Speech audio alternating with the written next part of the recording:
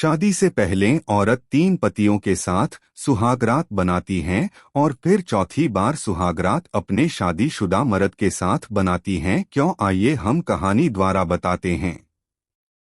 यह कहानी एक ऐसी स्त्री के बारे में है जिसकी जिंदगी का हर मोड़ उसे एक नया सबक सिखाता है।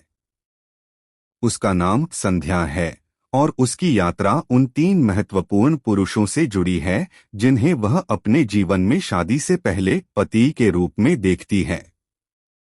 यह कहानी न केवल रिश्तों की जटिलता को उजागर करती है बल्कि यह भी दिखाती है कि कैसे हर व्यक्ति हमें जीवन के किसी न किसी पहलू को समझने में मदद करता है।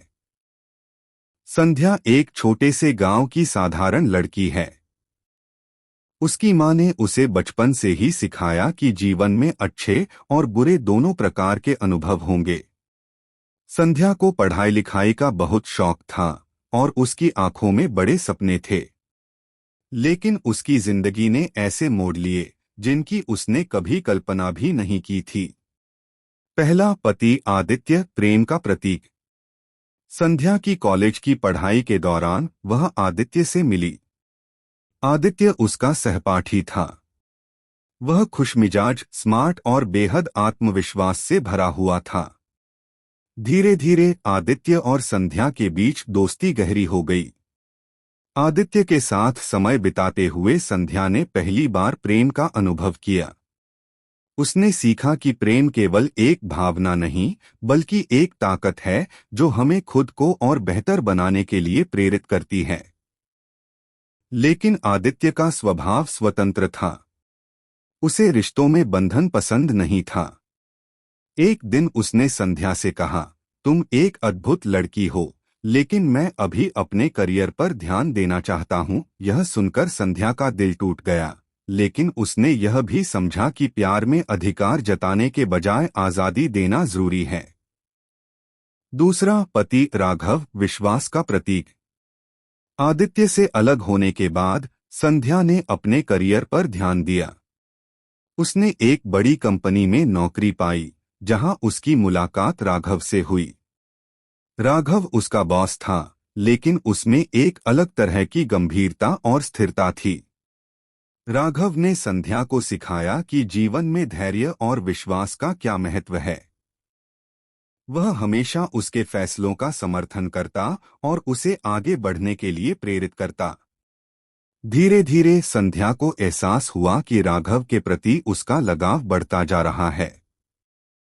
लेकिन राघव की जिंदगी में पहले से ही जिम्मेदारियां थीं। उसकी मां की बीमारी और परिवार के अन्य दबावों के कारण वह संध्या से शादी नहीं कर सकता था। उसने संध्या से कहा, तुम मेरी जिंदगी में बहुत खास हो, लेकिन मैं तुम्हारे साथ न्याय नहीं कर पाऊंगा। यह सुनकर संध्या ने अपने आंसू पोंछे और आगे बढ़ने का फैसला किया। उसने समझा कि हर रिश्ता शादी में नहीं बदल सकता, लेकिन उसका महत्व फिर भी कम नहीं होता। तीसरा पति करण, आत्मखोज का प्रतीक। राघव से अलग होने के बाद संध्या ने अपने आप को खोजने की यात्रा शुरू की। वह पहाड़ों में एक यात्रा पर गई जहां उसकी मुलाकात करण से हुई। करण एक फ्रीलांस फोटोग्राफर था जो जीवन को खुलकर जीने में विश्वास रखता था।